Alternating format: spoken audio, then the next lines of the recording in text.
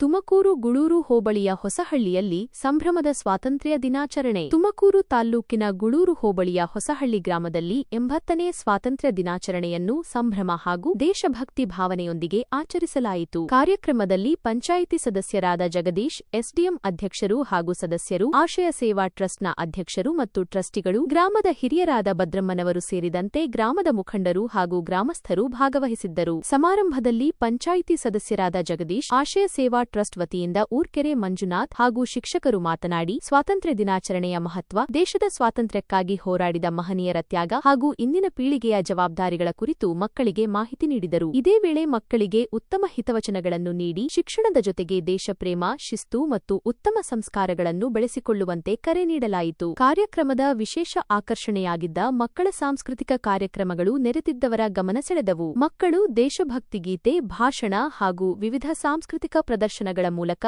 ತಮ್ಮ ಪ್ರತಿಭೆಯನ್ನು ಅನಾವರಣಗೊಳಿಸಿದರು. ನಂತರ ಕಾರ್ಯಕ್ರಮಕ್ಕೆ ಆಗಮಿಸಿದ್ದ ಗಣ್ಯರು ಹಾಗೂ ಅತಿಥಿಗಳನ್ನು ಸನ್ಮಾನಿಸಲಾಯಿತು. ಗ್ರಾಮದ ಹಿರಿಯರಾದ ಭದ್ರಮ್ಮನವರ ಕುಟುಂಬದ ವತಿಯಿಂದ ಮಕ್ಕಳಿಗೆ ಡ್ರಾಯಿಂಗ್ ಪುಸ್ತಕಗಳು ಹಾಗೂ ಬಣ್ಣದ ಪೆನ್ಸಿಲ್ಗಳನ್ನು ವಿತರಿಸುವ ಮೂಲಕ ಮಕ್ಕಳ ಪ್ರತಿಭೆಯನ್ನು ಪ್ರೋತ್ಸಾಹಿಸಲಾಯಿತು. ಕೊನೆಯಲ್ಲಿ ಎಲ್ಲರಿಗೂ ಉಪಹಾರ ವಿತರಿಸಲಾಯಿತು. ದೇಶಭಕ್ತಿ ಹಾಗೂ ಸಾಮಾಜಿಕ ಒಗ್ಗಟ್ಟಿನ ಸಂದೇಶದೊಂದಿಗೆ ನಡೆದ ಸ್ವಾತಂತ್ರ್ಯ ದಿನಾಚರಣೆ ಕಾರ್ಯಕ್ರಮವು ಯಶಸ್ವಿಯಾಗಿ ಸಮಾಪ್ತಿಯಾಯಿತು.